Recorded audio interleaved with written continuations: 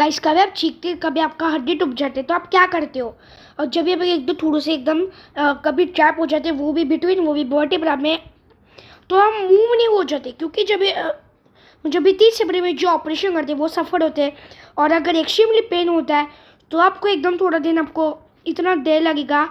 तो जहाँ से आप कुछ दवाई खाओगे तो आपका हेलुसिनेट होगा, और कभी आप डॉक्टर को जाओगे तो आपको एक प्लास्टिक सेज दिला देगा जहाँ पर रिलीविंग प्रेशर जैसा होगा कुछ, और जो विद इन अ वीक आपका अच्छे से आपका हो जाएगा और अच्छे से ठीक हो जाएगा।